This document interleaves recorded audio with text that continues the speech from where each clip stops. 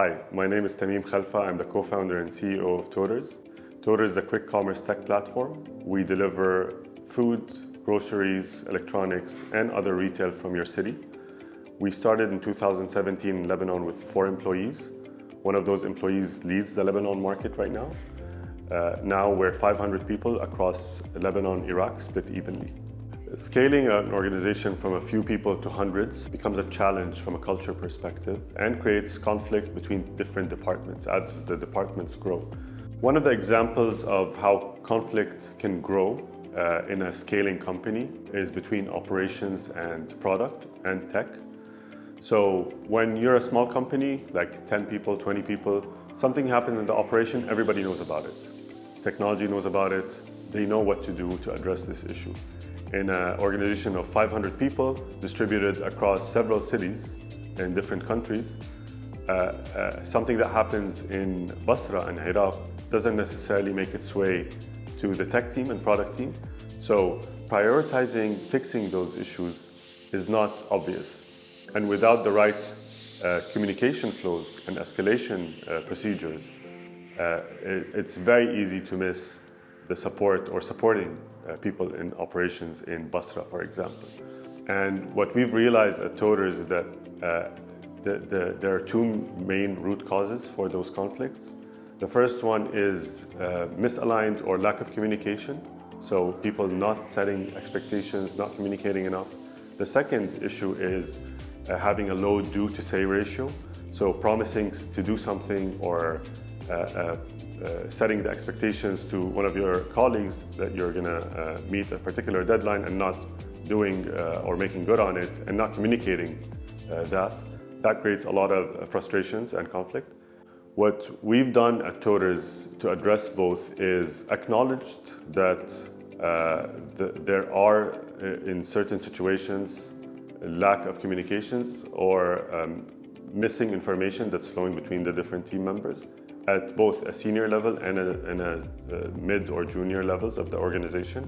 And we've made efforts to standardize or streamline those types of communications. So that's the first thing that we did.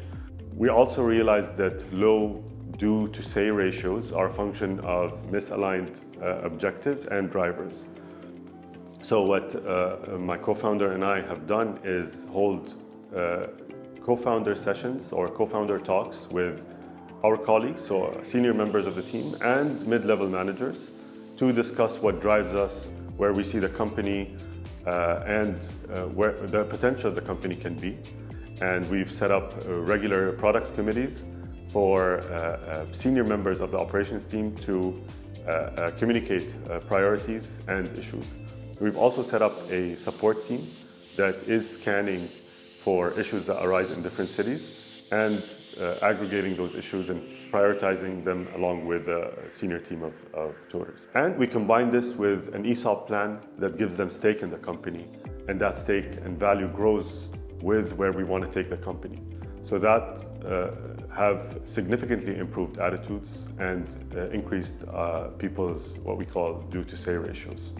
So discussing conflict or acknowledging and discussing conflict among the team members who are in conflict is a key first step to resolving those conflicts. Some of the tips that we've learned in addressing those conflicts is to have those discussions in person or in video conferencing sessions, as opposed to communicating over a messenger system like Slack or Meets or any of the similar platform. And the main reason you want to do that is leave very little room, or actually leave 0 room for misunderstanding. And that can easily happen when you're just typing words, especially if you're not good at using emojis. Some messages can sound very harsh or cold or not give the right context. So one of the things that we've learned is you better have those meetings in person. The other thing is to remain respectful, obviously, and understand that people might not necessarily agree right away, but it's good to make it very clear to how your counterpart's actions are making you feel or how it's affecting your work, being very objective If you're going to be emotional, it's better not to have the discussions. It's better to acknowledge that this is an emotional time and to postpone the conversation for a later time.